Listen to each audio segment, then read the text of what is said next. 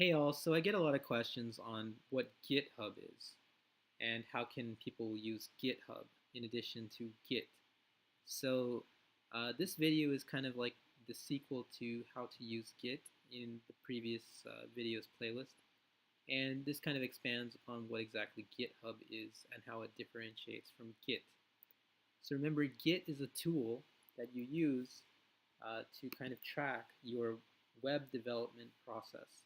So if you're building a website, I can go ahead, I'm in the terminal here, and I'll just type out git space log. And remember, when you're building a website, it will tell you, okay, at this time and date, you committed these changes. So here, it was my first commit, so I ended up committing my index.html file. Then later I committed my script.js and my style file. And then finally I added green color to the p tags in my style.css. And each commit has its own ID. So if I want to jump back and forth through the different IDs, I could just use the hash number. I don't have to copy the entire hash. I can just copy the first few numbers, and Git is still smart about remembering, oh, this is probably the ID you remember or you wanted, and then it'll jump to that commit. So when we think of Git, remember these are different commit numbers, so they represent different points in time. You can jump back and forth through these different points in time using the git checkout command followed by the hash. If I git checkout, and let me go ahead and get this hash here. Then my previous head was 4e2.d922. That was changed colors to green. Now Git is at the first commit. So if I take this folder here and I open it with Sublime, you'll see I only have the index.html file. And if I want to get back to that commit, I'll just have to go back up here. I'm going to go ahead and pull this one first. I'm just going to copy this hash, and I'm going to say git checkout followed by this hash number. And now you'll see the script, JS, and the style are there, but the color is red. If I open this page now in a browser, you'll see that it's red. However, if I want to jump to the last commit, I can go ahead and change this from git checkout this hash ID to this hash ID. And that will change this color to green. And of course, if I come back to my index.html page and I open it in the browser, the Git is now green. So that's kind of a refresher on where we were. Next, let's talk about how we'll put all of our code to GitHub. So this stuff doesn't change anything on github.com. Nobody actually sees your files in progress until you actually push your changes to GitHub. So there's 3 stages initially. Actually, the first one, there's 4. So the first is initializing, your project folder. Without doing this, you're not going to get any tools from Git, like which comes with your computer, which will track your files in progress. You have to initialize your folder with Git. However, then after you do that, you'll want to add all of your changes, followed by file name. So whatever .html, or you can also do --all if you want all of it. Then you can also use git status to just see what's been added and what's been tracked. And then finally git commit -m for message to give a special message about the file. So we're only working within our computer. Like I said, nobody can see this stuff. So if you want people to see it, you'll have to use GitHub. And GitHub is a way for people to kind of not only put their stuff on this website, not only put their code source, but for other people to kind of have a simple way of looking at your code. You're probably familiar with the idea of like clicking somebody's GitHub link and then seeing their work in progress on GitHub, / their username / whatever project name. So that's what we're going to do. We're going to go ahead and we're going to sign in. You may want to sign up for an account, so you'll probably have to pick a username, an email address, and then a password. And once you sign up, it'll ask you, a couple questions like, what do you want your, like username and email address if you got it wrong to be if it's already taken. If it's not taken, your password was right. It'll ask you about who you are as a developer profile. That stuff is completely optional. You can skip it. But the main thing is you'll have to verify your email. and you'll have to click your email, and then it'll send an activation link. And once you click the activation link, you're pretty much good to go. You have your name and everything. Then you can just basically sign in. I am going to sign in as JavaScript LA. And once I get to this page, it'll say learn Git and GitHub without any code. So I am just going to click start a project. If you want to read the guide, I recommend it. It's pretty interesting, and it'll also kind of recap a lot of the stuff we've been talking about so far. I'm going to click start a project, and I'm going to give it the name of this project here, website 1, because that's what it was on my desktop. So what I'm doing here is I'm creating a special link that people can use to just go to JavaScript LA after github.com/website1, and I'm making this a public repository. A repository is just a space for your code to exist on GitHub. You can think of it as a place that contains all the files for your project, including your revision history, including your Git logs. So, you can make it public or private. If you make it private, it costs a little more, but that means only you can see it. If you make it public, then anybody can see your files and folders. This last thing here says that you can initialize this to README. I tend to not. I like to just put my own README file later. So I'm going to click Create a Repository. And this will go ahead and create that special link, github.com/javascriptla/website1.git. So if I copy this link and I paste it in here, you'll see that I get basically the same page, that nothing is there. And in order for me to have something there, I need to follow these commands here. So usually when I do the quick setup, I've already done my Git init, I've already added, I've already committed. So you can think of this as kind of like a reminder. The most important thing after you commit is to establish a remote origin, which basically points to this link. So remotely, we're going to send all of our files and this folder up to this link. And then we want to push with Git to this new place called origin. I want to say that's the master branch. And remember, master branch is just basically the entire, notebook, or if you want to think of it as like the entire trunk, the entire tree for this entire folder here. If you're coming from like other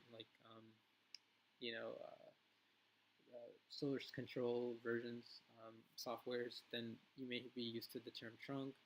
But if you think about it, like Git, all of this stuff here, all the commits, all of your files and folders, all of that stuff is called a branch. And by default, it's usually the master branch. So if I say git branch, it'll say, oh, I'm on the master branch. You can create other branches, especially if you decide to go off the master branch, and we'll probably talk about that in an upcoming video. But essentially for now, you want to remember that you're on the master branch by default whenever you get init. So that's what we're doing here. We're pushing all of this stuff up to this link here, and then we're going and we're pushing this up to origin master. So I'm going to copy this stuff here. And this is usually standard fare. I just copy. And I just paste it here. Okay. It says remote origin already exists because I was working on this earlier. And so if I get this error, I'm going to go ahead and show you how to fix this. I'll just do git remote, and it'll say git remote origin. And let's see. Yeah, if I type in that, it'll say unknown subcommand. So here I get all these other helpful commands. And so I'm going to go ahead and say git remote remove origin, because I've already done this before. Now if I say go ahead and paste this in, then I'll get back nothing, which means my remote has been added. And if I want to just see it, I can just say git remote origin, or let's see, git remote show, I believe. And let's see, show origin. Okay, so now it's saying that my fetch URL and my push URL are basically this link here, which is great. That's exactly what I wanted. So now that means I have the ability to push all of my stuff. Remember, I've only added a special link to my GitHub project folder here. None of my files and folders have been actually sent up to GitHub. If I want to push, I'll have to copy this, and I'll have to paste this in here. Then it'll ask me for my username. So you type in your username. I'm going to put JavaScript LA, and then I'm going to also put in my password. I'll hit enter, and notice it doesn't show me the password that I've actually typed in. because Linux is very secure. It won't show you the stuff on your screen because somebody may have remotely logged into your computer. It's possible and could see what you're typing. So for passwords, you want to be extra sensitive. In any case, so that's kind of the lowdown. You'll notice all the stuff just got posted to our terminal. It says counting objects 10 done, delta compression up to 4 threads. You don't have to worry about any of that. But the thing that you should take a look at is how many objects were written, how big the file sizes were, and then of course like where it was pushed to. So we'll see we pushed to master. And if I refresh this page now, there's my project file and folders. So it says VJ Extreme, last changed p tags to green coloring style.css. Then of course here are some other, here's my git log basically that shows all the other commits. And I can go in here and I can click on different commits and I can see what was added with each different commit. I can go back and click this one. See, I added in the style and script file. And then of course when I click on this one, it says color red, color green. So you'll see, actually I don't know if you see it, but this minus sign means this is what changed, and this plus sign means this is what was, the original line 2 was changed to. So before it was red, now it's green. If you wanted to undo that, you would go back to the previous commit. And this thing here, it shows you also, like some other stuff here. Let's see. I clicked browse this repository in the point of history. So if I click this, then when I click this, you'll see that the color is red. At this point in history, remember we called it a tree or a trunk, but that's not respective of what it is currently. So if you want to get the current, you can click on this, and you can see, okay, now currently it's green. So, like if you're ever browsing through somebody else's GitHub, and you wanted to see, like progressively how files and folders changed, you can do that, especially if you're trying to study somebody else's code. So lastly, I'll leave you with this. Why would you want to open source? Or why would you want to put out your code on GitHub? Well, it's a way for you to get peer reviewed and for other people to see how you code, and then of course to correct you. Now, I understand this is the internet, and sometimes people can be really harsh, and you might be afraid of harsh criticism. I am kind of, but honestly, like the best way to get better as a developer is to just embrace the criticism no matter how harsh it is, and to do your best. If somebody finds fault with your code, find out what is wrong with the code from them, then try to fix it. And if you can't fix it, ask that person. They may be more knowledgeable. Sometimes they're not, so that can be kind of surprising. But still, find out what it is. And believe it or not, a lot of companies, like big reputable companies, including Google, make a lot of mistakes. And sometimes it's easier for them to open source the project and get other developers to check out their code and help them fix it by submitting what we call pull requests. I'll talk about that in a future video. But essentially, when you work in teams, you're going to want to work with Git and GitHub, and then have other people look at your code, review it, and then maybe they can download the code like this. They can clone this to their desktop by just following the simple command here, or they can download the zip, and then they can check out your files, and then they can see, okay, maybe they'll push it to their Git, or they'll push it back here. That's what we call a pull request. And if you like their change, you can merge it with your current existing code. And so anybody who sees your new code will see that change that you put. Also, people can report issues on your code. You can create a wiki about your code. Like I said, big companies do this all the time, and then at the very end, they'll add their own secret sauce layer, and then they'll call it an actual product, which they'll go ahead and sell. But open source is kind of like the beginning, for creating cool features, and of course getting a lot of hype around something brand new. Usually open source is also a way for companies to figure out who's kind of the cream of the crop, or who's really good at looking at their code and fixing it.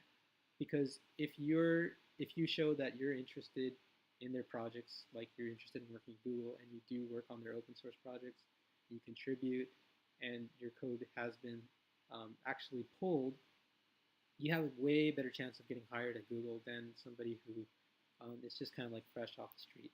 Now, this is completely optional. Again, you don't have to do all this stuff, but it does make your life easier if you're trying to move up as a developer. So that's why I recommend GitHub. Everybody should have a GitHub if they are trying to become a serious web developer, and um, you know, learn it as best as you can.